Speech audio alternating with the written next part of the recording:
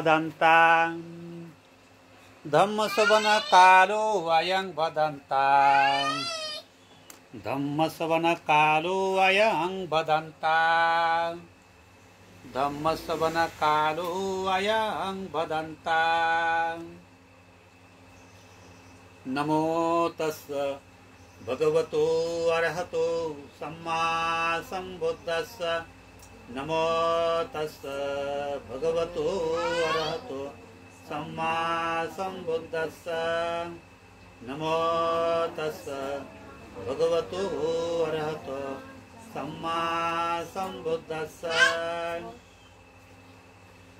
समन्ता चक्रवालेषु अत्र गच्छन्तु देवता सदा मां मुनिराजस्य शृण्वन्तु सागमो कदा धम्मसवन कालो अयं भदन्ता धम्मसवन कालो अयं भदन्ता धम्मसवन कालो अयं भदन्ता नमो तस्स भगवतो अरहतो सम्मा सम्बुद्धस्स हे संता संत चित्ता ती शरण शरणं एतं लोकांचरेवा भूम्मा भूम्मात देवा गुणगण गहना व्यावटा सबकालं एते अयन्तो देवा वरकणकमये मेरुरादे वसन्तो संतो संतो सयन्तो मुनिवरवतनां श्रोतुमग्गं समग्गां सब्बेषु चक्रवालेषु यक्षा देवाच ब्रह्मणो यं अमेहि कथं पुय्यं सर्वसम्पत्ति साधकं सब्बेतां अनुमोदयित्वा समग्गा शासने रताम् पमादरहिता हुन्तो आरक्षासु विशेषतो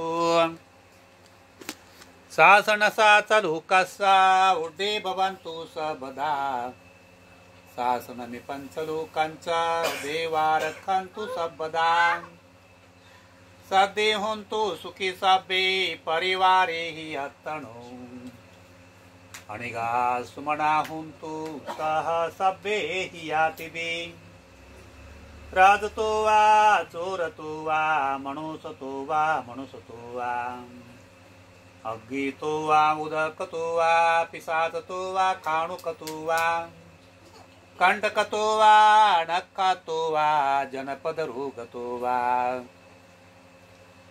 असन्धिमतो वा असन्धिठितो वा आशापुरी सतो वा चण्डहाति यासमेघ घोणं कुकरंग हि विचेका मणिसप्पादेपे अच्च तरतां सुखरस मैस यखं रखं साभिः नाना भयतो वा नाना रोगतो वा नाना उपादतो वा सभ्यारखं गहन्तो म्हणा साधू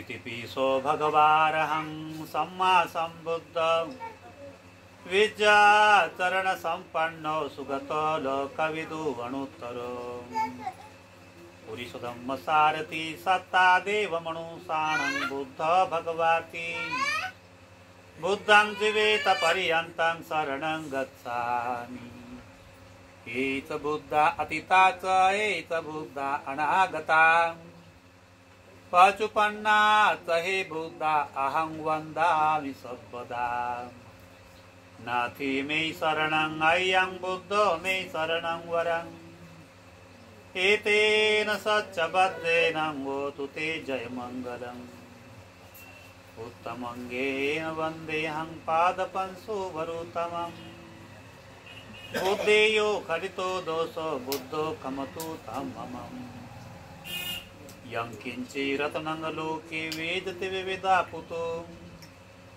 रत्नं बुद्ध समानाति तस्मा सोति भवन्तु ते यो सन्निसिन्नो वरबोधि मूले मारससेन मति विदित्वा संबोधि मागची अनंत यानो लोकोत्तमो तांग प्रणमामि बुद्धां स्वाखातो भगवता धम्मो संदिठिको अकालिको यही पासिको पणेहि को पाचतां वेदिता भोवियुहिति धम्मं जीवेत पर्यन्तं शरणं गच्छामि एत धम्मा अतीता च एत धम्मा अनागता पचुपन्ना च हि धम्मा अहं वन्दामि सर्वदा नाथि मे शरणं अयं धम्मो मे शरणं वरम् एतेन सच्चबद्धेन होतु ते जयमङ्गलम् उत्तमङ्गेन वन्देऽहं पादपंसोवरुत्तमम् बुद्धेयो खलितो दोषो बुद्धो खमतु तं मम यं किञ्चिरतनङ्गलोके वेजति विविधा पुतो रतनं बुद्धसमानाति तस्मासो ते भवन्तु ते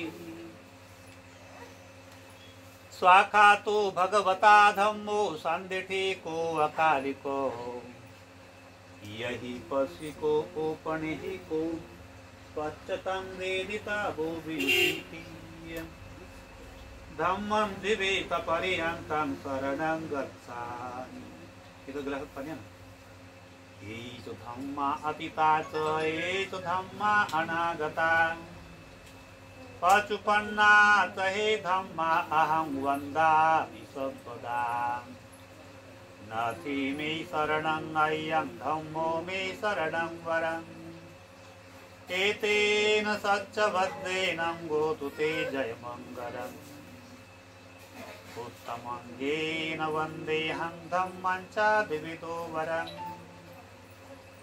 धम्मे यो खलितो दोषो धम्मो खमतु तं मम यं किञ्चिरतनङ्गलोके वेजति विविधापुतो रतनं धम्म समानाति तस्मासो ते भवन्तु ते अट्टांगिको अरियो पथो जनानां मुखं पवेसा उदुको वमको मनसादु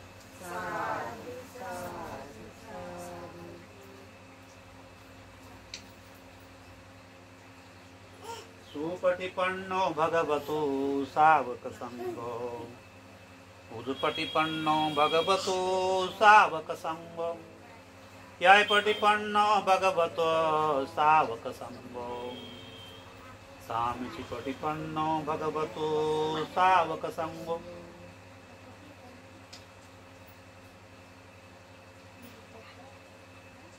यदिदं चत्तारि पुरुषयुगानि अष्टपुरुषपूगला एष भगवतो सावक संगो आहुणीयो पाहुणीयो दक्षिणीयो अंजलः करणीयो अणुतरं पुय्यंकेतां लोकं साति संगं जीवेत पर्यन्तं शरणं गच्छामि एत संगा अतीता च एत संगा अनागता पचुपन्ना च हि संगा अहं वन्दामि सर्वदा नाथि मे शरणं अय्यं सांगो मे शरणं वरम् एतेन सच्चवद्देन भूतु ते जयमङ्गलम् उत्तमङ्गेन वन्देऽहं संगं चातिविदोत्तमम् संगेयो खलितो दोषो संगो खमतु तं मम यं किञ्चिरतनङ्गलोके वेजते विविधा पुतो रतनं संगसमानाति तस्मासो ते भवन्तु ते साधु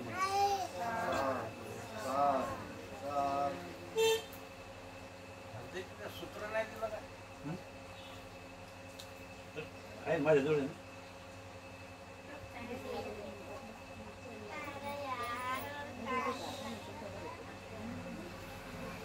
काय माझ्या जवळ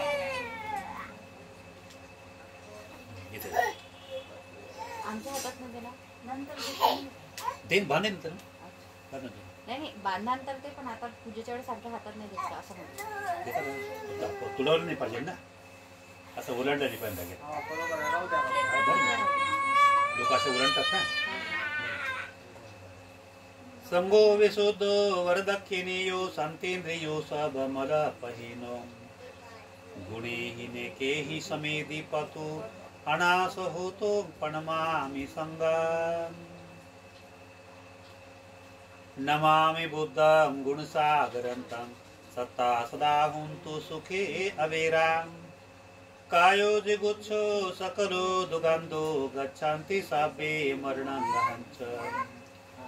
नमामि धम्मं सुगतेन देशितं सत्ता सदा हुन्तु सुखे अवेरां.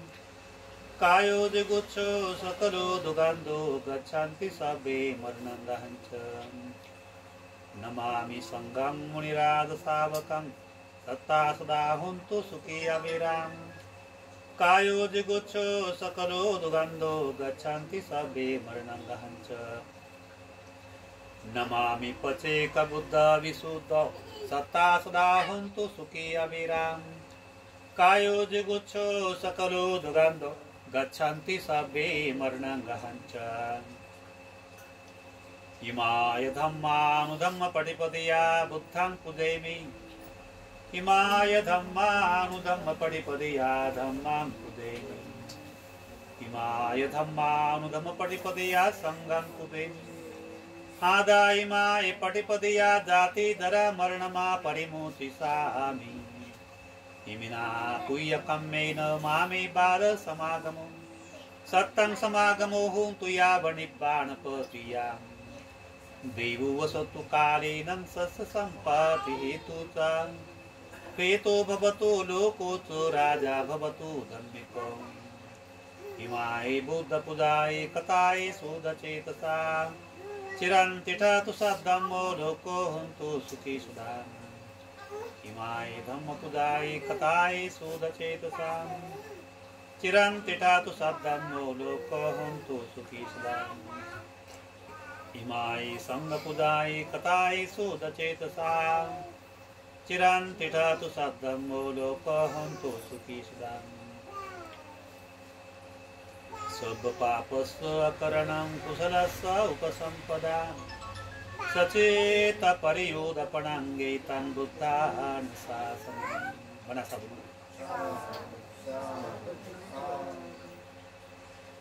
यं मङ्गलं द्वादशहि चिन्तयेषु सदेवकां सोतानं नाधिगच्छन्ति अटति सञ्चमङ्गलम्.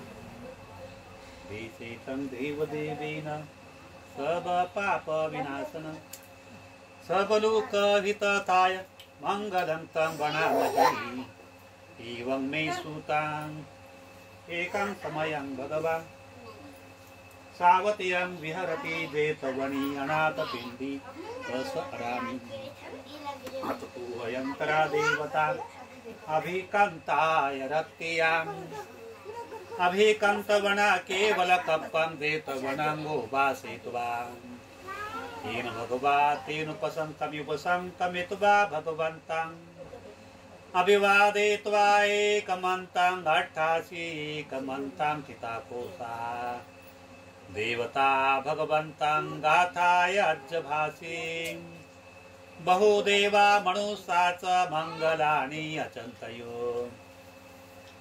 अकं खमाना सूतानं ब्रूहि मङ्गलमुत्तमम्. असेवनात् बालानां पण्डितानां च सेवना. पूजा च पूजनीयानां गीतं मङ्गलमुत्तमम्. पतिरूपदेशवासु च पूर्वे च कथपुय्यता. हस्तसमापनिधि च एतं मङ्गलमुत्तमम्. माता पितु उपट्ठानं पुत्रदारस्य संगहो. अनाकुलाचकं मन्तायेतं मङ्गलमुत्तमम्. दानं च धम्मचर्यात् यात् कानं च संगहो. अणुवज्राणि कर्माणि एतं मङ्गलमुत्तमम्. आरति विरति पापामज्जपानं च संयमो. अपमादुत धम्मेषु एतं मङ्गलमुत्तमम्. गारवूचणी वातूच संतुठीच कथयुता कालेन धम्म श्रवणं गीतं मंगलमुत्तमम् कांतेत सोवत सत्ता स्मरणानंच दर्शनम् कालेन धम्म साकच्छायितं मंगलमुत्तमम् तपोत ब्रह्मचर्यांचं आर्य सचान दर्शनम् निब्बाण साच क्रियांचं एतं मंगलमुत्तमम् कूटस्थलोकधम्मे हि चेतं व्यसन कंपती अशोकां विरजं खेमं एतं मंगलमुत्तमम् म्हणा साधू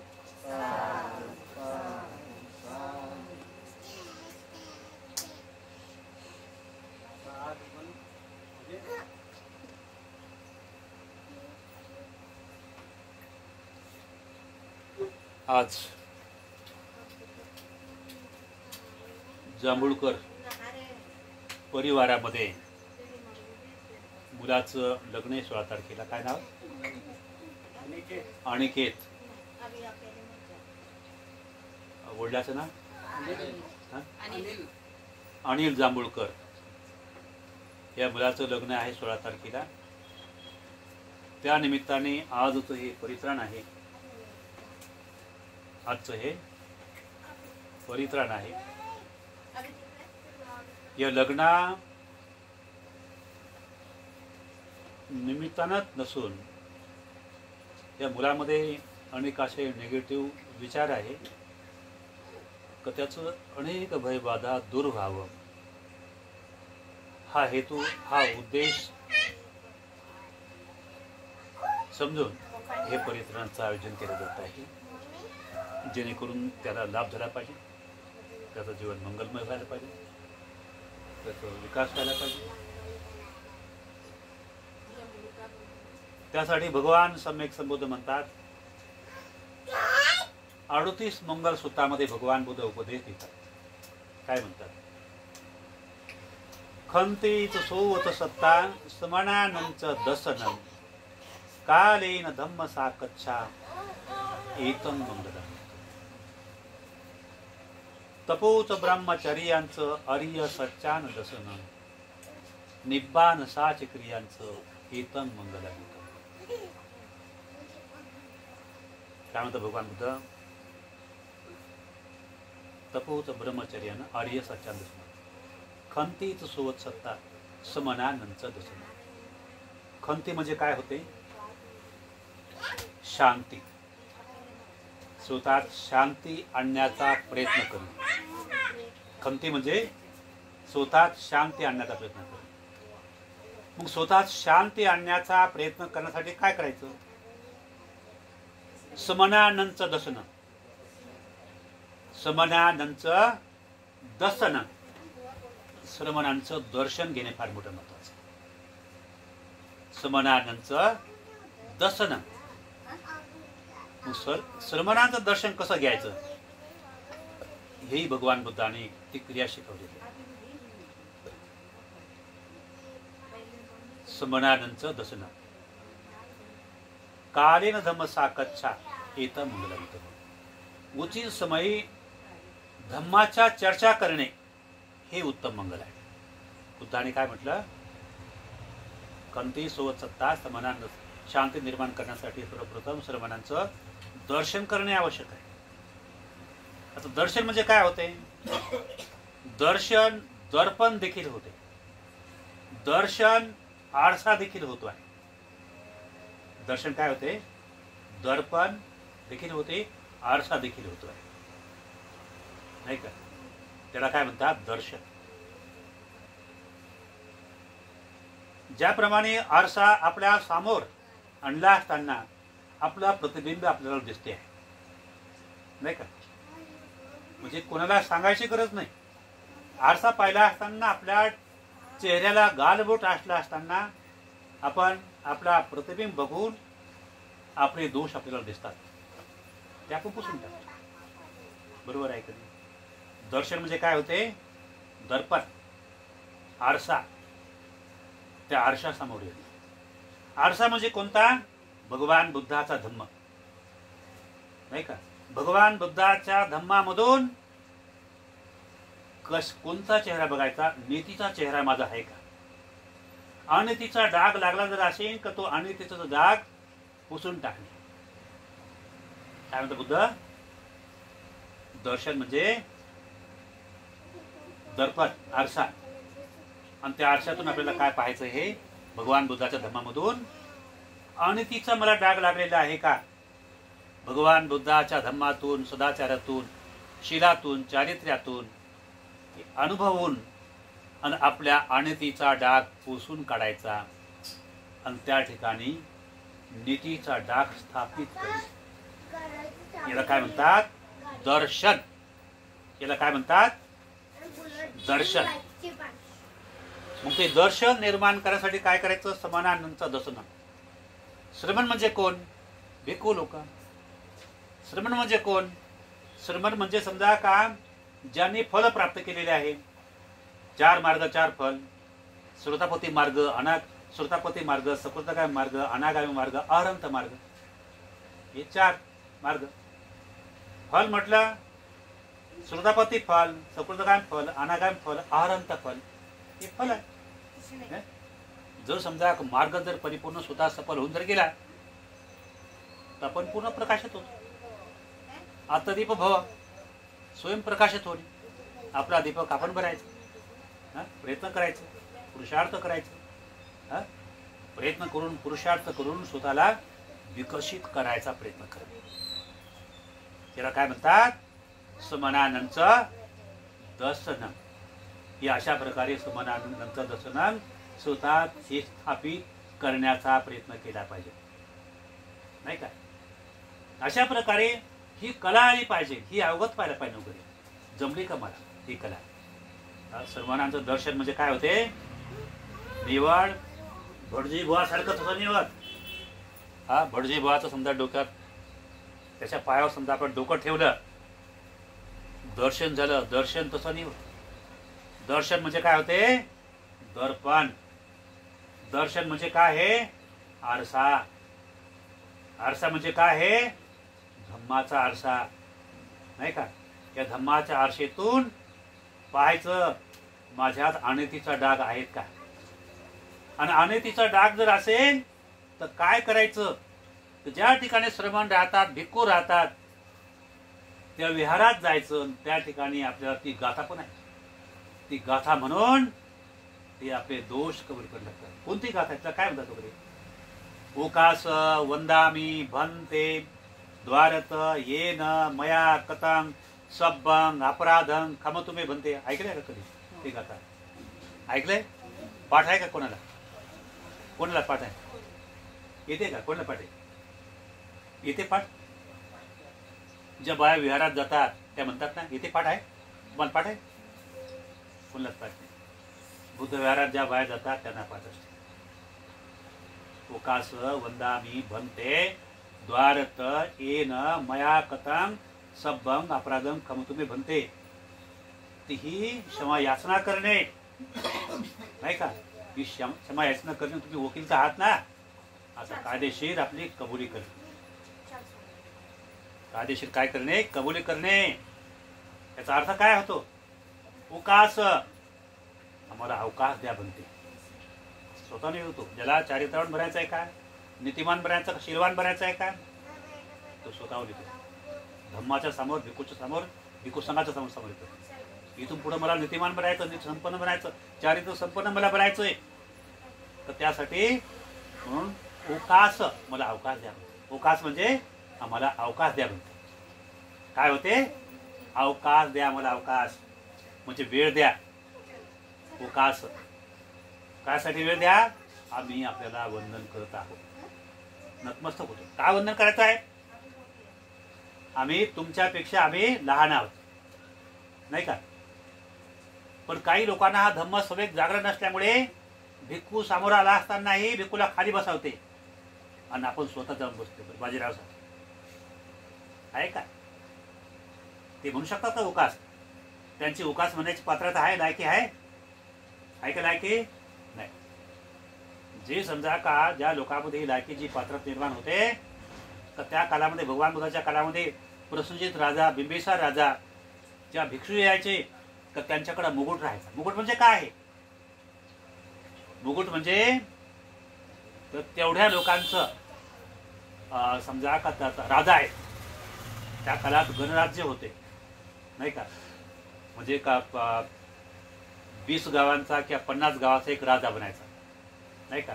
तर तेवढ्या गावाचा तो राजा, आणि त्या राजात तेवढ्या गावाच्या राजाचं किंवा 1500, 2000, 5000 किंवा 10,000, 1,00,000 अशा लोकांचं ते प्रतिनिधी आहे मुकुट जर म्हणतात आहे ना. आणि ते मुकुट भगवान बुद्ध किंवा भिक्खू संघ आले असताना तर तेवढ्या लोकांपेक्षाही भिक्खूला सर्वश्रेष्ठ मानत होते. म्हणून मी तर लहान तर आहेत, पण हे माझं मुकुट देखील भिक्खूपेक्षा, बुद्धापेक्षा लहान आहे.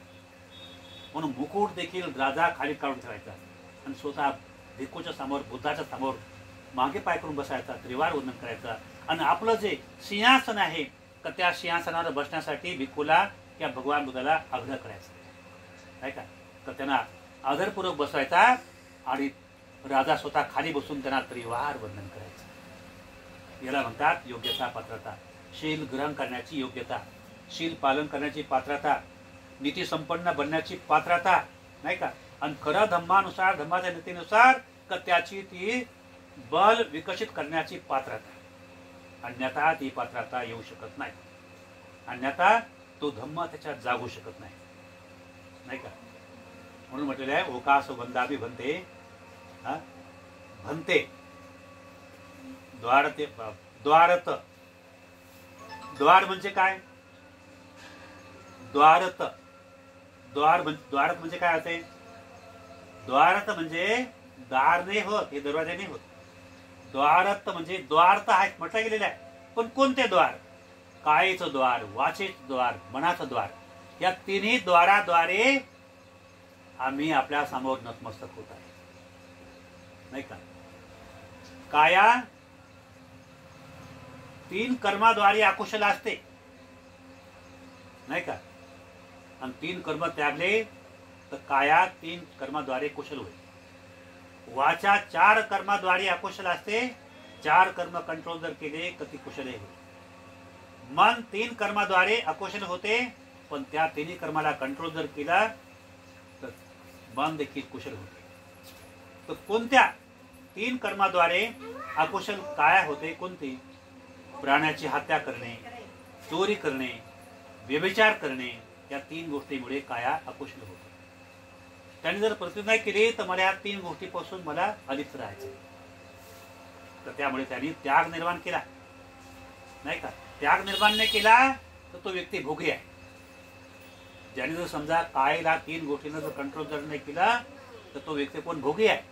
भोगी व्यक्ती नीती संपन्न नाही जाऊ शकत, तो अनिती संपन्न आहे. आणि जो समजा आपल्या या 3 गोष्टींना कंट्रोल करतो, तो नीती संपन्न बनायचा प्रयत्न करतो आणि नीतीविषयी त्याच्या मनामध्ये गौरवाची भावना आहे. कंट्रोल नाही करत तर त्याला अनितीविषयी गौरवाची भावना आहे. जो कंट्रोल करतो त्याला नीतीविषयी गौरवाची भावना. त्याच प्रकारे वाणी 4 गोष्टीने अकुशल होते. कोणते 4 गोष्टी? निंदा करणे, चुगल्या करणे, कठोर बोलणे, व्यर्थाची बडबड करणे. या 4 गोष्टी वारंवार होत जर असेल तर त्याची वाणी अकुशल आहे, वाह्यात आहे. आणि या 4 गोष्टींना घेऊन जर समजा का तो जर समोर जर आला असेल तर त्यामुळे अनित्य ह्या वाणीने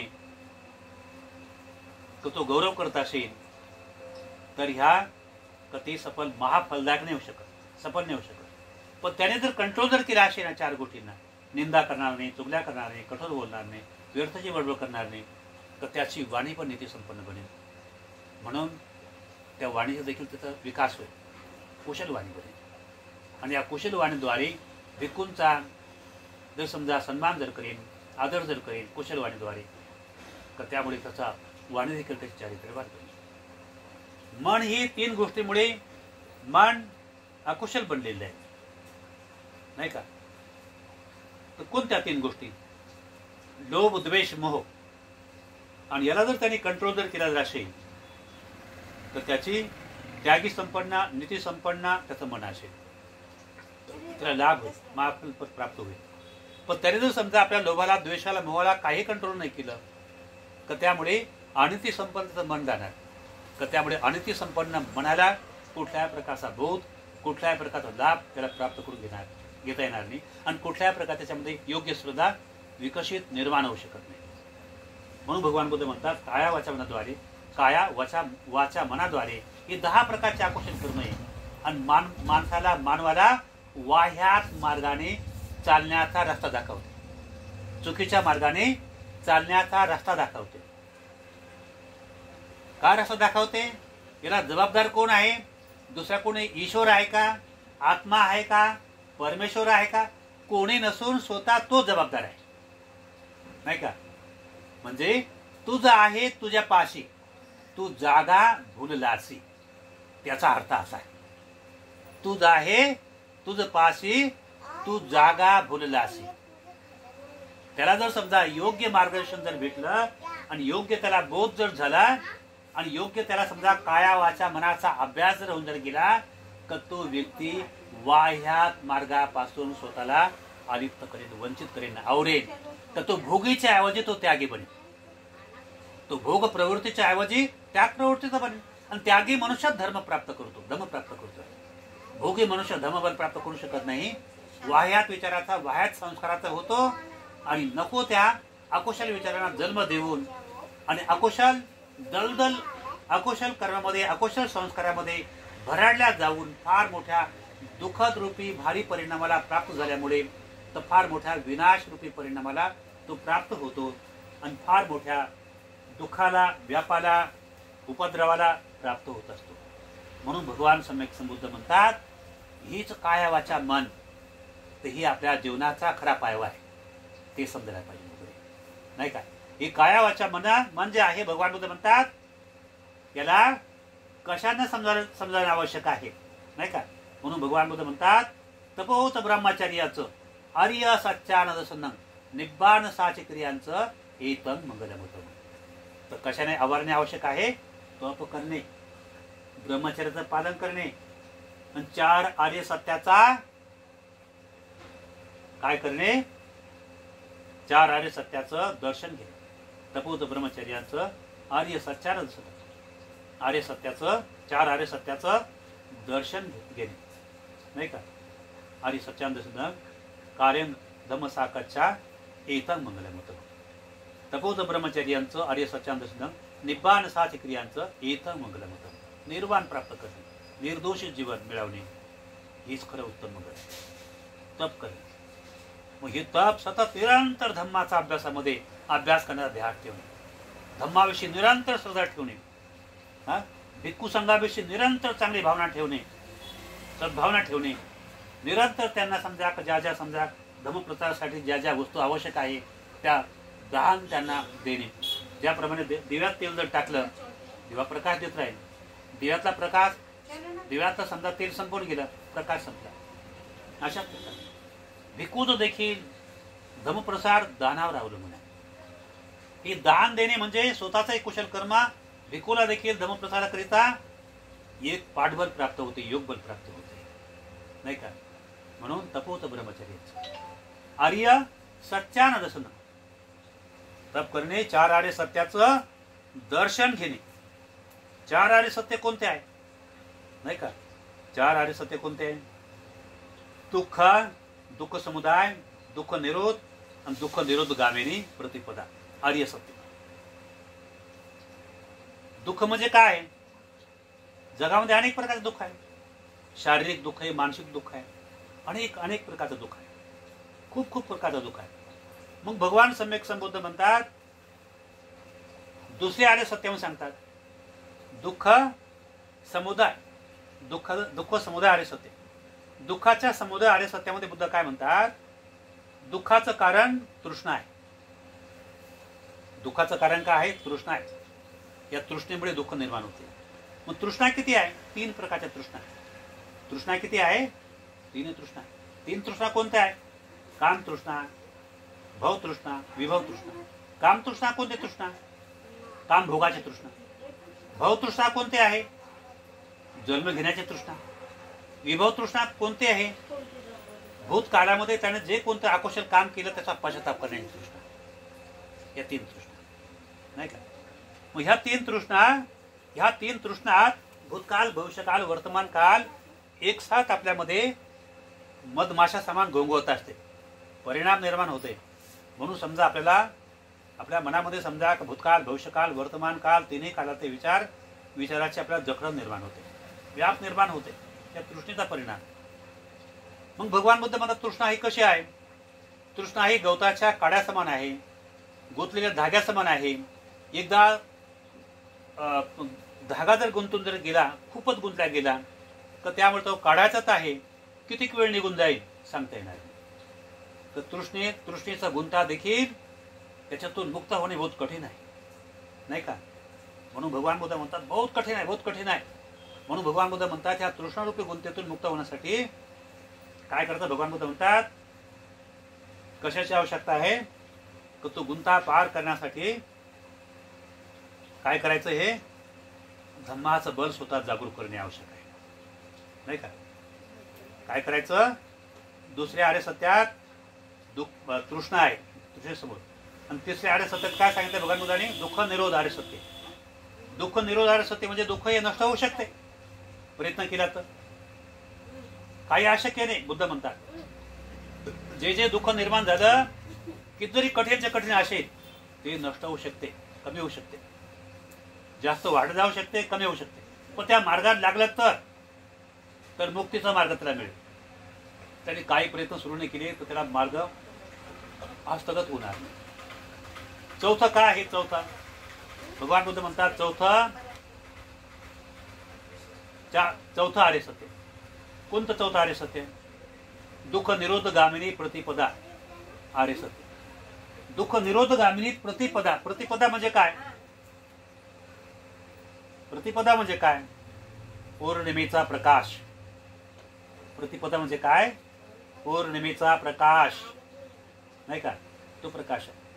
आणि ते प्रकाश जसं ज्याप्रमाणे पौर्णिमेचा चंद्र, जसं रोजचा जो चंद्र असतो कधी अंधार पडतो, अंधारात राहते, पण पौर्णिमेचा जेव्हा चंद्र असतो तेव्हा रात्रभर उजेड देतो, आणि पृथ्वीला देखील तो फार शोभामान करून सोडतो, सुंदर करून सोडतो. तर त्यामुळे तो चंद्र पृथ्वीला शोभून दिसतो, आकाश देखील त्या दिवशी शोभून दिसते, प्रकाश देखील फार शोभून दिसतो, फार सुंदर आहे. म्हणून प्रतिपदा म्हणजे काय आहे, एक पौर्णिमेचा चंद्र, चंद्रासमान सुंदर प्रभावशाली अवस्था. पौर्णिमेच्या चंद्रासमान प्रभावशाली अवस्थेचं नाव आहे प्रतिपदा, आर्य सत्य. आर्य सत्य म्हणजे काय आहे, आणि ते कोणतं आर्य सत्य, तर ते आर्य सत्य आहे तर ते आर्य अष्टांगिक मार्गाने वाटचाल करायला. आर्य अष्टांगिक मार्गाने वाटचाल केली असताना का तो आर्य अष्टांगिक मार्ग योग्य प्रकारे समजून घेतला असताना, समजून उमजून तो आपल्या कृतीत आला असताना, उतारला असताना, तर तो आर्य अष्टांगिक मार्ग त्याच्यामध्ये अचूक फल प्राप्त करून दिल्यामुळे तर जसा व्यक्ती असेल तर तसं त्या व्यक्तीला फल प्राप्त होते. काय म्हणते, किती अज्ञानी व्यक्ती असो तरी त्या व्यक्तीला फल प्राप्त होते, पण तो श्रद्धावान असला पाहिजे, तो पाखंडी नसला पाहिजे. कसा असला पाहिजे, श्रद्धावान असला पाहिजे, आणि चिकित्सक बुद्धीचा असला पाहिजे. उडबस करणारा, त्याला बोर्ड नाही, जसं एखादा बिना बोर्डाचं मडकं राहिलं ते कुणीकडे गरंटते ना, अशा प्रकारे उडबस पडणारा, ज्याचा कोणता संकल्प नाही, ज्याचं कोणतं समजा काय वच्या मनात समजा कुठल्या प्रकारचा काय मनाचा काय तर संतुलन नाही बरोबर वगैरे, अशा व्यक्तीला मानसिक रोगी म्हटलेलं आहे. काय नाही, अशा व्यक्तीला भगवान बुद्ध काय म्हणतात, मानसिक रोगी म्हटलेलं आहे. मानसिक रोगी जो उडबस करतो ना तो मानसिक रोगी. कोणता रोगी झाला तो मानसिक. आणि मानसिक रोगी माणसाला पाहिजे तेवढा परिपूर्ण ज्ञान प्राप्त होणार. मानसिक रोगी माणसाला, मनोरुग्ण आहे त्याला परिपूर्ण ज्ञान नाही प्राप्त होत. का परिपूर्ण ज्ञान प्राप्त होत नाही, कारण तो उडबस करतो. आणि जो मानसिक नाही तो दृढ संकल्पी, तर त्यामुळे तो कोणताही ऐकत असताना का त्याचं बसण्यामध्ये, कोणतेही काम करण्यामध्ये तो दृढ संकल्पी आहे. म्हणून त्याचा हेतू पूर्ण सफल होतो नाही का. त्याचा हेतू काय होतो, पूर्ण सफल होतो, तो असफल नाही राहत. नाही का? आणि म्हणून दृढ संकल्पी माणसाला त्याचा हेतू सफल होतो आहे. म्हणून प्रतिपदा म्हणजे पौर्णिमेचा चंद्र, प्रतिपदा म्हणजे दुःख निरोधगामिनी प्रतिपदा आर्य सत्य, म्हणजे त्या पौर्णिमेच्या चंद्रासमान प्रकाशमान स्वतःचं जीवन प्रकाशित करणारं जीवन त्याला प्राप्त होते. कशाने प्राप्त होते? आर्य अष्टांगिक मार्गाद्वारे. मग आर्य अष्टांगिक मार्ग काय भानगड आहे? आर्य अष्टांगिक मार्ग काय भानगड आहे? नाही का? आर्य अष्टांगिक मार्गाद्वारे त्याला काय होते? पौर्णिमेच्या चंद्रासमान त्याला ज्ञान प्राप्त होते, बोध प्राप्त होते. आणि तो बोध त्याला प्राप्त जर होऊन गेला ना, तर तो व्यक्ती एकदम श्रद्धावान बनतो, एकदम प्रज्ञावान बनतो. आणि तो कधीच अकुशल मार्गाकडे चालत नाही. आणि तो नेमक पुन्हा पुन्हा तो कुशल मार्गाने चालतो. नाही का? नाही तर दुसरा बी अष्टांगिक मार्ग आहे. कोणता अष्टांगिक मार्ग आहे? तो मिथ्या अष्टांगिक मार्ग, नाही का? आणि हा जो अष्टांगिक मार्ग आहे हा सम्यक अष्टांगिक मार्ग आहे. मग तो सम्यक अष्टांगिक मार्ग कोणता आहे? सम्यक अष्टांगिक मार्ग 4 आर्य सत्यापर्यंत पोहोचवणारा, स्वतःच्या जीवनाला परिपूर्ण विकसित करून सोडणारा, तो अष्टांगिक मार्ग कोणता आहे? जीवनाला पौर्णिमेच्या चंद्रासमान लख लख लख लख ताऱ्यासमान कीर्तिमान करणारा. तो मरण जरी पावला असेल का तरी तो कीर्तीचं रूप घेऊन जातोय. त्याला कोणी चांगलं म्हणतात. भगवान बुद्धाच्या काळामध्ये विशाखा, मेघार माता, अनाथपिंडिक, राजा प्रसन्नजित बिंबिसार हे लोकांनी भगवान बुद्धाचा आर्य अष्टांगिक मार्ग समजले आणि मरेपर्यंत अष्टांगिक मार्गाचं पालन केलं. म्हणून ते आज त्या पृथ्वीवर कीर्तिमान आहे. इतिहासभर ते चमकत आहे, नाही का? बाबासाहेबांनी आर्य अष्टांगिक मार्गाचं अनुकरण केलं, पालन केलं, ते चमकत आहे. त्यांनी इतिहास घडवला, नाही का? जे जे अष्टांगिक मार्गाचं पालन करतील का ते इतिहास घडवतील. इतिहास ते गमावणार नाही. मग हा 8 अंगाचा अष्टांगिक मार्ग कोणता? काय नाव त्या अष्टांगिक मार्गाचे? 8 अष्टांगिक मार्ग कोणते? काय नाव त्यांचं? सम्यक दृष्टी, सम्यक संकल्प, सम्यक वाचा, सम्यक कर्ण. सम्यक कर्ण, सम्यक आजीविका, सम्यक व्यायाम, सम्यक स्मृती, सम्यक समाधी. की झाले 8. काय झाले? 8. याला 8 अंगाचा आर्य अष्टांगिक मार्ग बनवलेला. मग या 8 अंगाचा आर्य अष्टांगिक मार्ग स्वतःमध्ये उतरासाठी काय करायचं? त्या भगवान बुद्ध म्हणतात 3 रत्न जगामध्ये सर्वश्रेष्ठ आहे. कोणते 3 रत्न? बुद्ध रत्न, धम्मरत्न, संघरत्न. ही जगामध्ये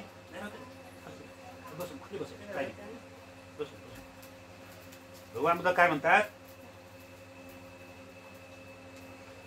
की 3 रत्न म्हणजे काय? बुद्ध रत्न, धम्मरत्न, संघरत्न. म्हणून बुद्धम शरणं, धम्मं शरणं, संघं शरणं गच्छामि, द्वितीयांपि तृतीयांपि, नाही का? तर त्यानंतर त्रिशरण पंचशील म्हणतो आपण. हे त्रिशरण हे पंचशील नीतिमान बनण्यासाठी आहे. पण जर समजा त्रिरत्नाचा आदर्श जर त्यांना भेटला जर नसेल तर तो पंचशीलाचं आचरण कधीच करणार नाही. तर त्रिशरण म्हणजे काय? का 3 रत्न. आणि त्रिशरण म्हणजे काय आहे? अवाढव्य ज्ञान. म्हणजे कोणतं ज्ञान?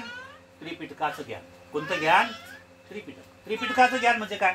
बुद्धाचे 3 ग्रंथ. कोणते 3 ग्रंथ?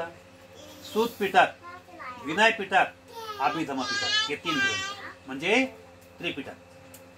मग हे 3 पिटक म्हणजे त्रिपिटक आजच्या सगळ्या भाषेमध्ये केवढे ग्रंथ आहे? किती मोठे आहे? उदाहरण द्यायचं ठरलं तर रामायण महाभारत हा ग्रंथ एवढा मोठा विशाल आहे. रामायण महाभारत एका गध्यावर जर ठेवला, तो गध्यावरती ते गध वाकत वाकत चालतं. रामायण महाभारत. मग बुद्धाचे त्रिपिटक म्हणजे 3 ग्रंथ उचलण्यासाठी 3 ग्रंथ, 3 गदे लागतात. किती गदे लागतात? 3 गदे लागतात. आणि त्या 3ही गध्यावर हे 3 ग्रंथ ठेवले तर 3ही गदे वाकत वाकत चालतात. मग रामायण महाभारत पेक्षा किती मोठं विशाल झाले त्रिपिटक, आहे ना? ही अमर्याद विशाल ज्ञानाचा साठा म्हणजे त्रिपिटक. रामायण महाभारतापेक्षा बुद्धाचं त्रिपिटक बहुत मोठं आहे, बहुत विशाल आहे, नाही का? आणि म्हणून एवढं मोठं विशाल आहे. आणि जो व्यक्ती या 3 पिटकाचा, या 3 रत्नाचा विद्वान बनेन, अभ्यासू होईल, खूप अभ्यासू बनेन, तर तेव्हा त्याला सांगायची गरज नाही पडणार. लोक जर समजा तर तो सांगताना राहणार नाही. बाकी लोक करतात म्हणून तो हे करतो, नाही का? बाकी लोक करतात तसा तोही करतो, अनुकरण नाही का? तो करतात, त्यांनी परित्राण केला म्हणून त्याला लाभ झाला, त्याने केला म्हणून त्याला लाभ झाला. मी पण 5 परित्राण करेन, 10 परित्राण करेन, 20 परित्राण करेन, 100 परित्राण करेन, असा तो म्हणतो नाही का? असं तो म्हणतो. पण ती त्याच्यामध्ये काय भावना राहते, कोणती भावना राहते, अंधश्रद्धा आहे. धम्माचा काय विकास त्यामध्ये, काय शीलाचा, चारित्र्याचा, नीतीचा काय त्यामध्ये विकास आहे का? काय नाही शकतो. हा, लोक करत असतो जादू मंत्राच्या माध्यमातून, अधर्माच्या माध्यमातून करतोय. हा, धर्मात त्याच्यामध्ये धार्मिक कुठल्याही प्रकारची भावना नाही, दानावर त्याचा विश्वास नाही, चारित्र्यावर, नीतीवर त्याचा बिलकुल विश्वास नाही, केवळ कर्मकांडावर विश्वास. मग कर्मकांड करणारा मनुष्य स्वतःला विकसित करू शकतो का? तो पाखंडी मूर्ख माणूस तो. हा, नाही विकसित करू शकतो वगैरे. दान देईन बी, आणि कदाचित जेव्हा समजा दान देण्याची वेळ येते, जर समजा करायचं देण्यासाठी समजा कोणत्या का भिकून काय एखादी कोणती वस्तू जरुरी आवश्यक असेल म्हणण्याचा प्रयत्न केला, आता क्रोध करेन, राग. विकारी आहे तो, विकारान जर्जर असल्यामुळे समजा भयंकर विकारान जर्जर होतो वगैरे. हा, कारण त्याला दानाचं महत्व बी नाही त्याला शिकतो कळायला शिकतो वगैरे. दान आपण काय सांगितलं वगैरे, त्या पाखांडी मूर्खाला काय माहिती शिकतो वगैरे, काय करत नाही शिकतो नाही का? त्याला जाणीव होत नाही शिकतो. पण मात्र जाणकार मनुष्याला त्याची अशी अवस्था होती नाही का? आणि म्हणून म्हणतात की अंजान मनुष्य आणि जाणकार मनुष्य दोघांमध्ये जमीन आसमानचा फरक आहे. अंजान मनुष्य आणि जाणकार मनुष्य दोघांमध्ये जमीन आसमानचा फरक आहे. जाणकार मनुष्य समजून उमजून कार्य करतो, अंजान मनुष्य अजाणतेनं कार्य करतो, आणि तो फार मोठ्या नुकसानीला प्राप्त होतो. जाणकार मनुष्य नुकसानीला प्राप्त होत नाही, कारण तो अनुभवी राहतो, चांगला असतो, सभ्य असतो, अभ्यासू असतो. आणि म्हणून जे काय दान देतो तो चित्ता मनातून तो करतो. हा, एकदम अंतःकरणातून श्रद्धायुक्त चेतनेने तो करत असतो नाही का? तो आमचे भिक्षू म्हणून, आमचा धम्म म्हणून, माझा धम्म म्हणून नाही का, माझ्या नीतीचा धम्म म्हणून वगैरे नाही का, माझ्या चारित्र्यात धम्म म्हणून तो अशा प्रकारचं आत्मदीप बाबा स्वयं प्रकाशित करण्यासाठी ही मी क्रिया करतोय, हे मी कार्य करतो. आणि म्हणून माझं समजून करतो नाही का? आत्मा, परमात्मा, परमेश्वर कोणतं दैवीवाद म्हणून अशा प्रकारे तो करत नाही. माझी पारमिता विकसित करण्याचं माध्यम समजून तो करतोय. बरोबर आहे का? या अशा प्रकारे करतोय. मग समजा हा आर्य अष्टांगिक मार्ग म्हणजे 8 अंगाचा मार्ग आहे. म्हणून भगवान बुद्ध म्हणतात त्रिरत्न म्हणजे त्रिपिटक. त्रिपिटकाचा खजाना समजून समोर अभ्यास करून त्या मार्गाने वाटचाल करतो. म्हणून 3 रत्न ते, आणि ह्या त्रिरत्नापासून प्रेरित होऊन पंचशिलाचं पालन करतो, आचरण करतो. म्हणून पंचशिलाचा तो नीती संपन्न, चारित्र संपन्न, सदाचारी संपन्न तो उपासक बनतो. आणि म्हणून तो उपासक भिक्खूचा, संघाचा, जिव्हाळ्याचा तो उपासक राहतो. म्हणून त्याला म्हटलेलं आहे बुद्धम जीविता, धम्मं जीविता, संघम जीविता पर्यंतम शरणं गच्छामि. भूतकाल, भविष्यकाल, वर्तमान काल तिन्ही काळामध्ये तो 3 रत्नाला सोडून कोणीकडे तो भटकत नाही. हा, कोणता ख्रिश्चन धर्माचा शिकार होत नाही, हा, कोणता मुस्लिम धर्माचा शिकार होत नाही, हिंदू धर्माचा शिकार होत नाही. तो बुद्धाचा तो उपासक राहतो. आणि जे काही दान देईल, जो काही खतपाणी देईल, धम्मालाच तो खतपाणी देईल, धम्मालाच वाढायचा प्रयत्न करेल, इकडे तो भटकणार नाही का? असा संपन्न व्यक्ती राहील तो. धम्माकडे सोडून तो कधीच पाठ फिरत नाही. म्हणून भगवान बुद्ध म्हणतात तर ते 3 रत्न म्हणजे काय आहे, म्हणजे बुद्ध, धम्म आणि संघ. आणि या 3 रत्नाचे 3 गुण आहेत. या 3 रत्नाचे 3 गुण कोणते आहे? शील, समाधी, प्रज्ञा. किती आहे? 3 गुण. समाधी, प्रज्ञा. मग शील, समाधी, प्रज्ञा. शील, समाधी, प्रज्ञा ही स्वतःत विकसित झालं पाहिजे. मग त्यासाठी मी शीलवान बनलो पाहिजे. म्हणजे कशा माध्यमातून शीलवान मी बनलं पाहिजे? आर्य अष्टांगिक मार्गापासून. आर्य अष्टांगिक मार्गानुसार मी शीलवान बनलो पाहिजे. मी कोण बनलं पाहिजे? आर्य अष्टांगिक मार्गानुसार मी समाधीवान बनलो पाहिजे.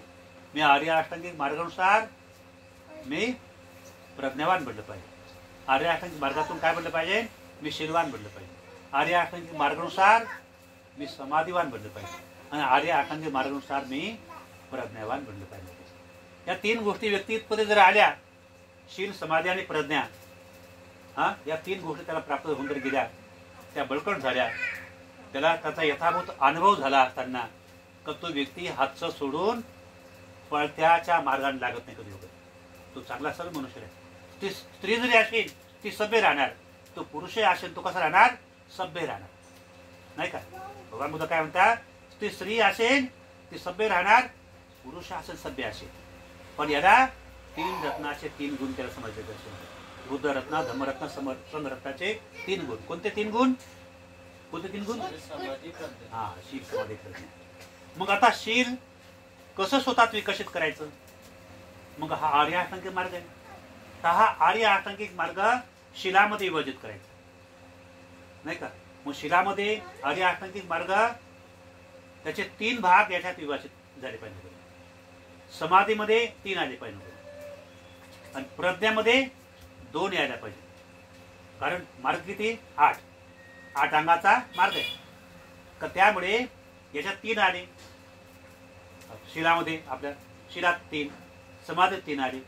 मग प्रज्ञामध्ये किती यायला पाहिजे? किती यायला पाहिजे?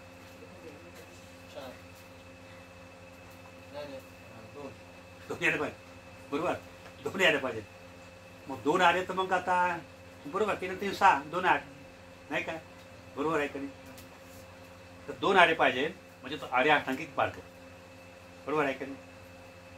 तर तेव्हा भगवान बुद्ध काय म्हणतात? मग आता तर शिलामध्ये, समाधीमध्ये, प्रज्ञामध्ये आता मी बोलू दाखवणार वगैरे आर्य अष्टांगिक मार्ग. तर सम्यक दृष्टी, सम्यक संकल्प, सम्यक कर्मांत, सम्यक आजीविका, सम्यक व्यायाम, सम्यक स्मृती, सम्यक समाधी, सम्यक दृष्टी, सम्यक संकल्प, सम्यक दृष्टी, सम्यक संकल्प, सम्यक वाचा, सम्यक कर्मांत, सम्यक आजीविका, सम्यक व्यायाम, सम्यक स्मृती, सम्यक समाधी. 8 झालेले. मग आता शिलामध्ये आपल्याला शीलवान बनायचे. शिलामध्ये आर्य अष्टांगिक मार्गाचे कोणते भाग येतील त्यामध्ये? मग सम्यक वाचा काय येईल? आपली वाचा सम्यक असली पाहिजे. सम्यक वाचा असली पाहिजे. म्हणजे कशी वाचा असली पाहिजे? कोणी तुझी आपण निंदा करतो, चुगल्या करतो, कठोर बोलतो, व्यवस्थेची बडबड करतो, ते नाही केलं पाहिजे. नाही का? त्या वाचेनं ते नाही केलं पाहिजे. हा, ते करायला नाही पाहिजे त्यांनी. तर तेव्हा समजा का त्याची वाचा सम्यक होईल. म्हणून सम्यक वाचा. हा, सम्यक वाचा. दुसरं सम्यक कर्मांत, सम्यक कर्मांत. मग त्याचे सम्यक कर्म झाले पाहिजे. त्याचे कायद्वारे सम्यक कर्म झाले पाहिजे. तर त्यासाठी काय केलं पाहिजे? शरीराद्वारे 3 प्रकारच्या दुष्कर्मापासून त्यांनी वाचायला पाहिजे. नाही का? मग काही त्याचे कोणते दोष होतात? 3. निंदा, बका, हत्या करणे, चोरी करणे, व्यभिचार करणे. याला थांबावं लागेल, त्याला कंट्रोल करावं लागेल. याला त्यांनी कंट्रोल जर केलं तर त्याचं सम्यक, तर त्याचं शारीरिक कार्याला सुरुवात करेल. तो त्याग निर्माण. बरोबर आहे का? पण तरी त्या म्हणजे कमीत कमी सुरुवात होईल. ते कार्याला सुरुवात झाली नाही वगैरे, पण त्यांनी कंट्रोल केलेलं आहे. तर त्या 3 गोष्टींना कंट्रोल करून तर त्यांनी 3 गोष्टी अनेक त्यांनी चांगले कामं केले. पण दान देणे, नाही का? म्हणजे प्राण्याची हत्या करणे, चोऱ्या करणे, व्यभिचार करणे हे वाह्यात कर्म आहे. ते सोडून दान देणे, चोऱ्या न करणे, दान नाही, हत्या न करणे, प्राण्याला अभय दान देणे, चोरी न करणे, दान देणे, व्यभिचार न करणे, नीतिसंपन्न राहणे. बरोबर आहे की नाही? तर त्याच्या उलट कार्य करणे, कुशल कार्य करणे. तिसरं काय? ते सम्यक आजीविका. शिलात काय? ते सम्यक आजीविका.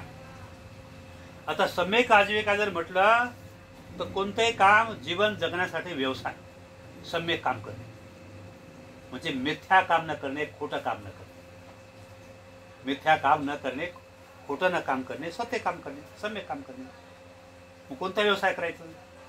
मग आता मिथ्या व्यवसाय करणारे लोक आहेत. कोणता मिथ्या व्यवसाय करतात? का ते समजा कोणतं काम करू नये, हत्याचा व्यवसाय करू नये, खाटकाचं काम करू नये, चोरीचं काम करू नये, वेश्या व्यवसाय काम करू नये, विष विकू नये, हत्यार विकू नये, नाही का? 2 नंबरचे कामं करू नये, नाही का? 2 नंबरचे कामं करू नये. हे जर काम जर करत असेल तर त्याची कोणती उपजीविका होईल? मिथ्या उपजीविका. त्याची मिथ्या उपजीविका होईल. आणि सम्यक उपजीविका चांगले कामं करणे. मग मग चांगले कामं कोणते आहे?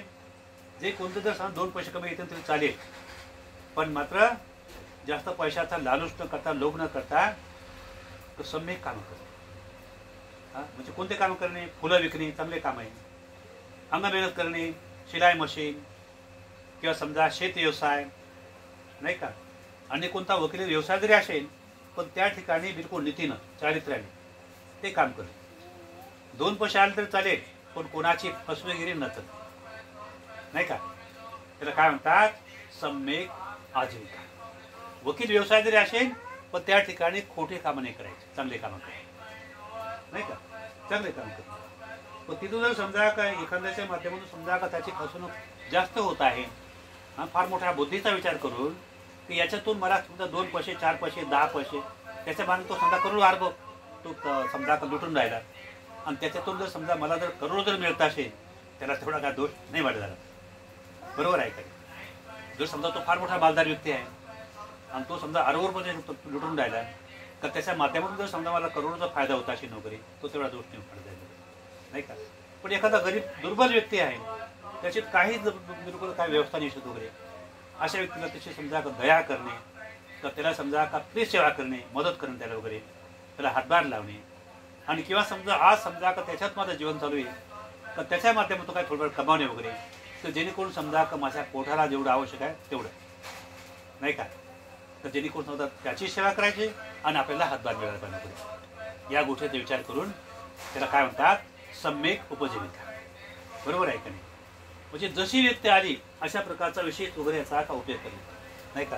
चांगली जो व्यक्ती आहे तर त्या जेणेकरून तो आपल्या कमाईचा विचार करेल, पण तो कोणाचं नुकसान झालं पाहिजे अपेक्षा करणार नाही, आणि इमानदारीने मात्र कामं करेल, नाही का. पैसे घेतले आणि बिलकुल त्या कामं करायचे नाही असं मिथ्या काम नाही करणार. ज्या व्यक्तीमध्ये हे 3 गुणाचं पालन करतो, जो कोणत्या प्राण्याची हत्या करून पोट नाही भरत, चोऱ्या करून पोट भरत नाही, वेश्यागमन करून पोट नाही भरत, कोणा समजा का आपला खोटं बोलून कोणतंही काम करून पोट नाही भरत, चांगलं जीवन जगतो, चांगलं काम करतो, त्याला काय म्हणतात? हे गुण ज्या व्यक्तीमध्ये आहे, पोट भरण्यासाठी कोणतं ना कोणतं काम करणे आवश्यक आहे. बिना उद्योग केल्याने पोट कसं भरणार? पोट भरण्यासाठी आवश्यक आहे ना. पोट भरण्यासाठी त्याला कोणता ना कोणता व्यवसाय करणे आवश्यक आहे ना. आवश्यक आहे का नाही? पण मात्र व्यवसाय करणे पण सम्यक करणे, खोटे कामं नाही करायचे. कामं कसं करायचं? कामं करायचं लागत तर भले समजा का दुसरे कोणते वकील 5 मजली 7 मजली बिल्डिंग बनवत असतील, आपण एकाच मजलीमध्ये राहायचं. बरोबर आहे का नाही? आपण एकाच मजलीमध्ये राहायचे पण सुखान राहायचं चांगल्या प्रकारे. आणि जो व्यक्ती अशा सम्यक उपजीविकेनं जीवन जगतो, त्याच्याजवळ तेवढं धन जरी नसेल पण त्याच्यात जे मानसिक धन, पोषण कर्माचं धन, त्याला इतकी सुंदर चांगली झोप लागते मस्त वगैरे, इतकी चांगलं त्याचे समजा संस्कार चांगले राहतात, त्या संस्काराद्वारे त्याला समजा इतका सुंदर झोपतो आणि इतकं त्याचा सुंदर चांगल्या प्रकारे मानसिक अवस्था सर्व गोष्टी बरोबर राहतात, त्याच्या इतका सुखी राजा देखील राहू शकत नाही का.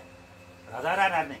एखादा दुश्चारित्रवान मनुष्य कधी कधी त्याला समजा काशी एवढं मोठं करोड अर्ब रुपये कमावतो आणि एक दिवस समजा का त्याच्या मनाचा बांध तोडून जातो, एकाच अटॅकमध्ये संपून जातो, धन जागा चढतो. मग अशी संपत्ती पाहिजे का? अशी संपत्ती हवी आहे का? फल आज नाही तर या संपत्तीचं फल उद्या मिळतेच, भेटते भगवान बुद्ध म्हणतात. म्हणून भगवान काय म्हणतात? औषधम उत्तमं वरम. भगवान बुद्धाच्या धर्मानुसार उत्तम प्रकारचे औषधे, औषधम उत्तमं वरम, नाही का. बुद्धाच्या धर्मानुसार जो वाटचाल करतो त्याला उत्तम प्रकारचे आपोआप औषधे मिळतात, उत्तम प्रकारचा धर्म त्याला प्राप्त होते. तो व्यक्ती फार सुखी आणि समाधानी राहतो, तो बेचैन बिलकुल राहत नाही, चांगला सुंदर जीवन जगतो. तर ही अशा प्रकारचं जीवन जगणारा मनुष्य आहे तर तो व्यक्ती झाला शीलवान, नाही का. तो शीलवान बनला. मग ते सर्व प्रकारचं शील त्यामध्ये आलेलं शील. मग शीलच व्यक्तीला पुरेसं नाही. शीलवान जरी झाला तो तर शील व्यक्तीला परिपूर्ण म्हणजे पूर्ण त्याला सफल करू शकणार नाही. शीलाने व्यक्ती परिपूर्ण सफलता प्राप्त नाही करत, नाही का. शीलाने व्यक्ती परिपूर्ण पारंगत नाही होऊ शकत. अजून त्याला समोर समाधीची आवश्यकता आहे. समाधी म्हणजे काय आहे? कुशल चित्ताची एकाग्रता. समाधीचा अर्थ काय होतो? समाधीचा अर्थ काय होतोय? कुशल चित्ताची एकाग्रता. त्याला समाधी म्हटलं गेलं. मग सम्यक समाधी म्हणजे काय गोष्टी येतात आर्य अष्टांगिक मार्गाच्या? सम्यक समाधीमध्ये आर्य अष्टांगिक मार्गाच्या कोणत्या गोष्टी येतात? सम्यक स्मृती नाही का, काय म्हणतात? सम्यक व्यायाम, सम्यक स्मृती, सम्यक समाधी. सम्यक व्यायाम म्हणजे चांगले विचार आणण्यासाठी तो पुन्हा पुन्हा प्रयत्न करतो, त्याची रोज छाननी करतो. सम्यक व्यायाम नाही का? सम्यक व्यायाम म्हणजे माझ्यामध्ये सम्यक विचार आणण्याचा तो व्यायाम करतो, प्रयत्न करतो, दररोज पाहत होतो सम्यक विचार माझ्यामध्ये आले पाहिजे. त्यासाठी मी काय केलं पाहिजे? तर मी आर्य अष्टांगिक मार्गाचा, हे अष्टांगिक मार्गाचं मी परिपूर्ण पालन करतो का? करतो. काय करतो? स्वतःला जोपासायचं काम करतो. काय करतो? स्वतःला तपासण्याचं काम करतो. आर्य अष्टांगिक मार्ग माझ्यामध्ये किती आला, किती कृतीमध्ये उतारला गेला, हे तो जाणत असतो, पाहत असतो. त्याला काय म्हणतात? सम्यक व्यायाम. प्रयत्न करतो. अष्टांगिक मार्ग माझ्यामध्ये किती उतारलेला आहे आणि चांगले विचार माझ्यामध्ये किती जमा होऊन राहिलेले आहे ते छान नाही करतो. दुसरं काय? सम्यक स्मृती. सम्यक स्मृती म्हणजे यापूर्वी मी मिथ्या मार्गाने वाटचाल करत होतो, वाईट मार्गाने चालत होतो, तेव्हा माझ्यामध्ये वाह्यात विचार होते, वाह्यात संस्कार होते. तर त्याची आणि ह्या गोष्टीत मी आता आचरण करतो अष्टांग मार्गानुसार. तर त्या जीवनामध्ये, त्या संस्कारामध्ये आणि या संस्कारामध्ये म्हणजे काय फरक आहे का? तर त्या तो जाणतो की जमीन आसमानचा फरक आहे. तर त्या जमान्यामध्ये मी जगत असताना फार अकुशल विकाराने जखाडला गेलेलो होतो आणि त्यामुळे मी फार दुःखी होतो. माझ्या मनामध्ये निगेटिव्ह असे विचार यायचे, अनेक अशा प्रकारचं दुःख निर्माण व्हायचं, ताणतणाव निर्माण व्हायचं, आत्महत्या करूशी वाटत होतं आणि कसं तरी वाटायचं, क्रोध निर्माण व्हायचा, काम, क्रोध, मत्सर, अनेक विकाराने मी एकदम ग्रासला गेलेलो होतो. पण मात्र जेव्हापासून ह्या मार्गात आलो तर माझी अवस्था आता चांगली आहे, नाही का? आणि म्हणून आता माझे त्या सम्यक स्मृती, जर म्हटलं सम्यक स्मृती म्हणजे त्या विचारांची छाननी करतो. तर पहिल्यापेक्षा का त्या अनिती विचारधारेपेक्षा माझ्यावर नीतीचे विचार माझ्यामध्ये चांगले आलेले आहेत, म्हणून मला त्या सुखाची मला अनुभूती होत आहे, नाही का? त्याला काय म्हणतात? सम्यक स्मृती, नाही का? पुन्हा पुन्हा प्रयत्न करतो, त्याला भूक लागते. या विचारामुळे ही विचारसरणी, चांगली विचारसरणी माझ्या जास्तीत जास्त जमा झाली. मी एवढा मोठा सुखाचा अनुभव करतो तर तेव्हा अजून जास्त जमा होतील चांगले विचार, तर मला अधिक मानसिक विचाराचं मला सुख समाधान मिळेल. आणि जेव्हा त्या उंच टोकाच्या समाधानापर्यंत जेव्हा तो पोहोचला जातो तर तेव्हा त्या उंच ध्येयापर्यंत, समाधीपर्यंत तो पोहोचतो, नाही का? मग त्याला समाधी म्हणजे काय? कुशल चित्ताची एकाग्रता. मग त्याचं मन कोणीकडे भटकत नाही, त्याचं मन पापाकडे भटकत नाही, दुराचाराकडे भटकत नाही, अनेक प्रकारे अनैतिक विचाराकडे भटकत नाही, बिलकुल तल्लीन राहते. त्याचं मन एकदा एकाग्र होऊन जर गेलं तर तो व्यक्ती कोणत्याही कामामध्ये, चांगल्या कामामध्ये दंग होऊन जातो. कोणतं पुस्तक वाचायचं हे दंग होऊन जाईल पुस्तकामध्ये. धम्माची, बुद्धाची, धम्माची, संघाची त्याला वंदना करायची, बिलकुल त्यामध्ये काय होऊन जाईल? तो दंग होऊन जाईल. काय होऊन जाईल? तो बिलकुल दंग होऊन जाईल. बिलकुल त्याचं मन एकदम एकाग्र होईल, नाही का? एवढं त्याच्या शांतीची उत्पत्ती होते, एवढं त्याच्यामध्ये शांतीची उत्पत्ती होईल, ती शांतीची ती अनुभूती तो एवढी करणार जेणेकरून सुई देखील खाली पडली असताना त्याला त्या पडलेल्या सुईचा त्याला आवाज येईल. त्यावेळी का आवाज येत आहे? कारण आर्य अष्टांगिक मार्गाच्या नुसार तो आचरण करत आहे आणि म्हणून तो एवढा शांत झाला. यापूर्वी त्याच्यात एवढी शांती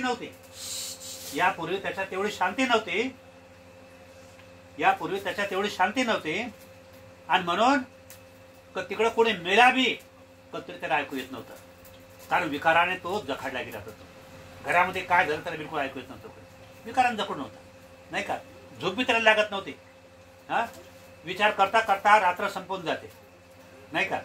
विचार करता करता रात्र संपून जाते, पण झोप त्याला गेली नाही. त्याला पश्चाताप होते, अरे मी विचारातच जखडून राहिलो, मला झोपही लागली नाही. हा, विचार करता करता दिवस निघून गेला. मग मग ते अरे मला झोपत लागले नाही, अजून 8 वाजेपर्यंत झोपतो. 8 पर्यंत झोपायचा प्रयत्न करतो तरी विचार 5 सोडून नाही, अजून 10 पर्यंत झोपतो. 10 वाजेपर्यंत झोपून जातो, 10 वाजेपर्यंत झोपतो. तरी विचार त्याचा अकुशल मनाने मार्गाने वाटचाल करत असल्यामुळे, वाह्यात मार्गाने वाटचाल करत असल्यामुळे 10ही वाजून जातात, पण तरी मात्र त्याला समाधानकारक त्याला झोप लागू शकत नाही. लागेल का? कारण तो आर्य अष्टांगिक मार्गाचा तो अनुकरण नाही करत, म्हणून त्याची अशी वाह्यात त्याची अवस्था नाही का. आणि म्हणून तो फार दुःखी मनुष्य आहे. त्याला दुःखी मनुष्य, कष्टी मनुष्य आहे. त्याला सुख व समाधान त्याला प्राप्त नाही होत नाही का. म्हणून भगवान बुद्ध म्हणतात हा अष्टांगिक मार्गानुसार तर त्यांनी अशा प्रकारचा शील समाधीनुसार वाटचाल केला असताना त्याला तो बोध प्राप्त होतो. समाधी म्हणजे काय आहे तर समाधी म्हणजे 3 गुण त्याच्यात आले. कोणते 3 गुण? सम्यक व्यायाम, सम्यक व्यायाम, सम्यक स्मृती, सम्यक समाधी नाही का. या 3 गुण जर समजा त्याच्यात आलेले आहेत, हा, त्याचं मी योग्य प्रकारे आचरण करून राहिलेले आहे, तर माझ्यामध्ये भगवान बुद्धाच्या आर्य अष्टांगिक मार्गाचे सम्यक व्यायाम, सम्यक स्मृती, सम्यक समाधी आली आणि याचं मी योग्य प्रकारे आचरण करून राहिलो. आणि ज्या दिवशी त्याला अनुभव येईल या 3 आर्य अष्टांगिक मार्गाचं मी आचरण करत आहो आणि त्यामुळे तो व्यक्ती सुखाला प्राप्त झाल्याशिवाय राहणार नाही का. आणि सम्यक शील जर म्हटलं तर शारीरिक तो शीलाचं पालन करतो. हे झालं की झाले आर्य अष्टांगिक मार्गाचे किती झाले? किती? 6 झाले. आता किती राहिले? किती राहिले? 2. आता 2 प्राप्त करण्यासाठी समजा आपल्याला काय करावं लागेल?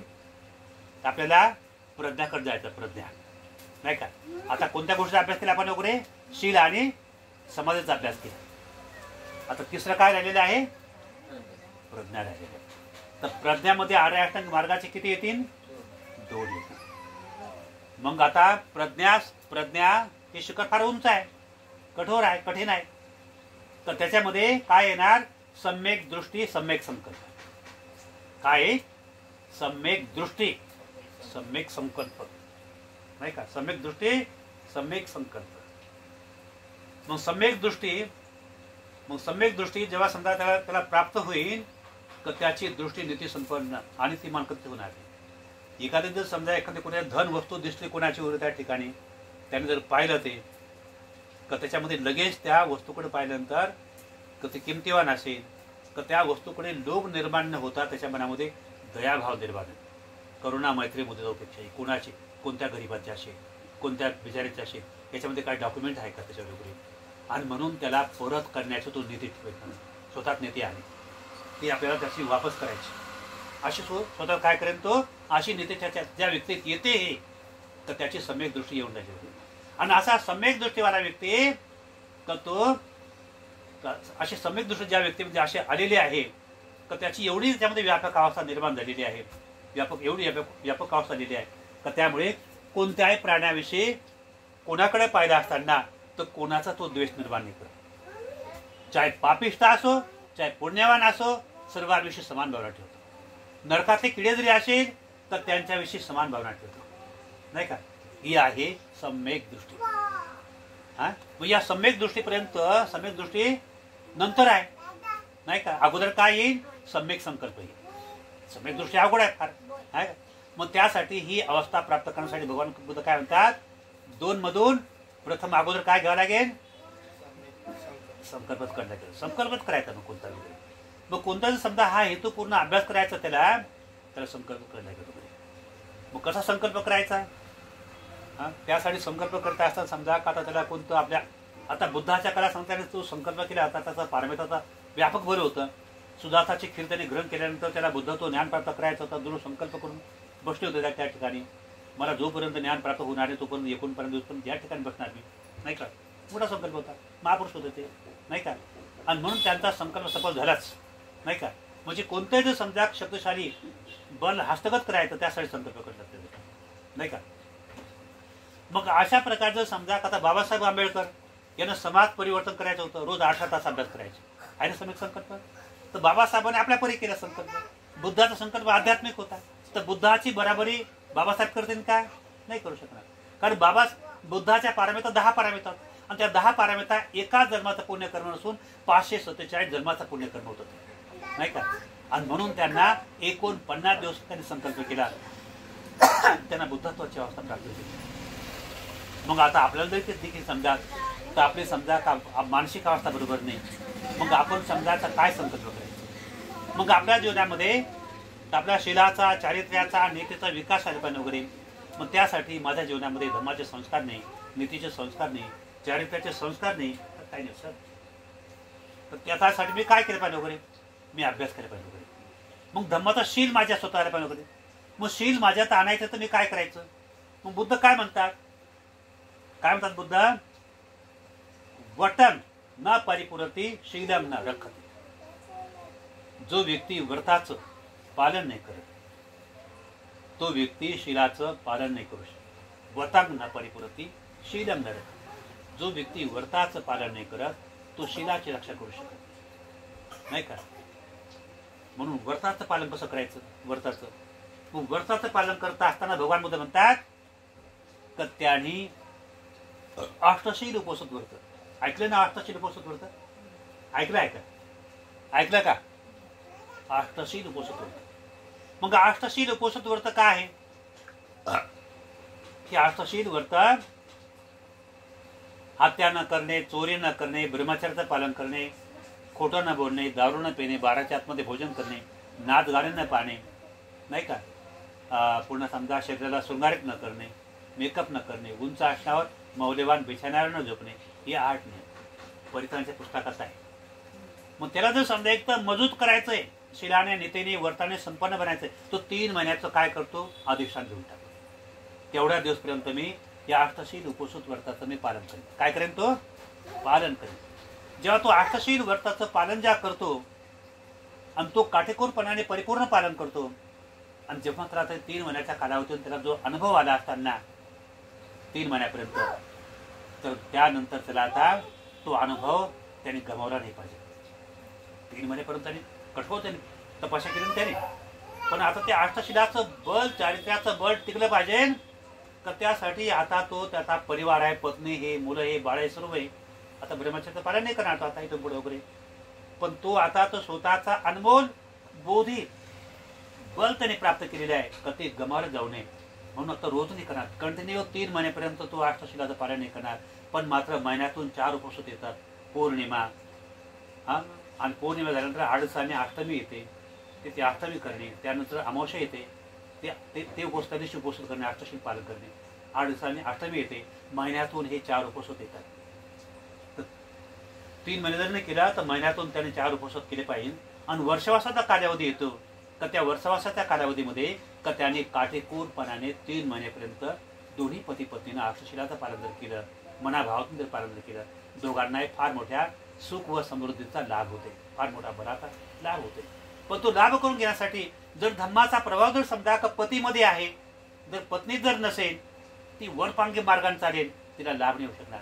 म्हणून त्यासाठी स्वतःच्या मनाला काया वाचा मनाद्वारे धम्म मार्गातून, धम्म मार्गदर्शनातून, मार्गदर्शनातून उपदेश ऐकून ग्रहण करून तेव्हा तो व्यक्ती धम्माच्या प्रभावाखाली आल्यानंतर तो व्यक्ती श्रद्धायुक्त मनाने धम्माचं उपोषित व्रत पालन करेल तर त्याची कधी कुठल्याही प्रकारची हानी होणार नाही, कुठल्याही प्रकारचं त्याला नुकसान होणार नाही. म्हणून ही भगवान बुद्धाची धम्माची ऊर्जा आहे, एनर्जी ही या धम्माच्या मार्गाने अशा प्रकारे वाटचाल केली पाहिजे. म्हणून भगवान बुद्धाच्या धम्मानुसार काय हे फार मोठं आहे. जर समजा का तुमची प्रज्ञा जर म्हटलं तर शिखर फार मोठं उंच आहे, पण जेवढं तुम्ही समजा का उंच अवस्था प्राप्त कराल तर तेवढे उंच अवस्था प्राप्त करता येते. पण आपल्या अभ्यासावर तर अवलंबून आहे. तर तेव्हा त्या 4 आर्य सत्य या धम्माच्या मार्गदर्शन समजावलं आहे. 4 आर्य सत्य, आर्य अष्टांगी मार्ग समजावला, जीवन समजावून सांगितलं, नाही का? आणि आपल्या जीवनावर जे समजा का आपली ती निगेटिव्ह एनर्जी सुद्धा निर्माण होते, त्याद्वारे आपली अधोगती कशी होते आणि त्याच्यातून मुक्त होण्यासाठी मी पर्याय म्हणून तुम्हाला मार्गदर्शन दिलेलं आहे, उपदेश दिलेले आहे.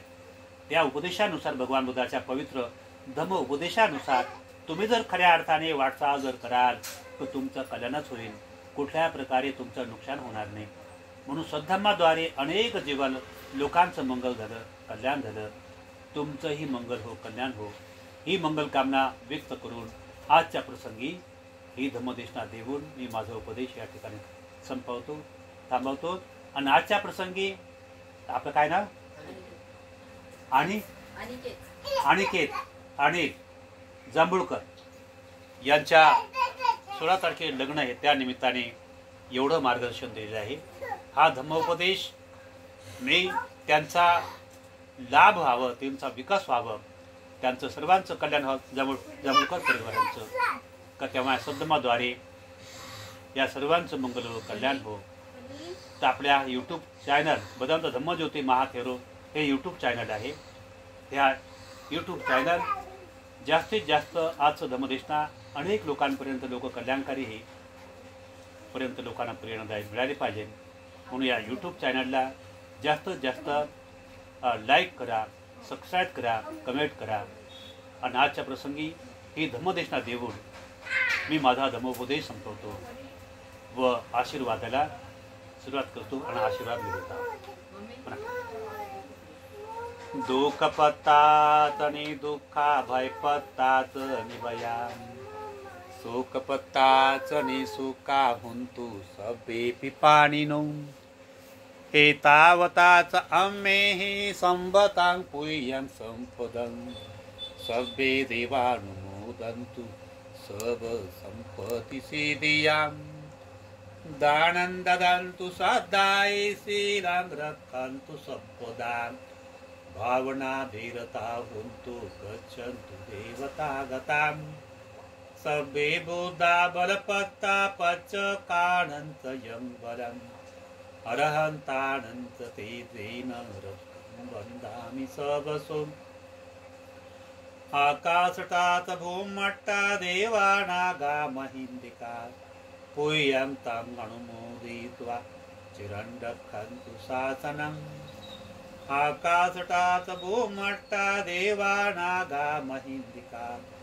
पुय्यं तं अनुमोदित्वा चिरं रक्षन्तु देशनम्, आकाशटात भूमट्टा देवानागा महिन्दिका, पुय्यं तं अनुमोदित्वा चिरं रक्षन्तु त्वं परन्ति, सभीतियो विभाजन्तु सावरोगो विनाशतो, माते भवन्तन्तराय सुखी दीर्घायुको भवम्, अभिवादनं शीलस्य नित्यं वर्धापतायिनो, चत्तारो धम्मा वर्धन्ति आयुवनो सुखां बलान्ति.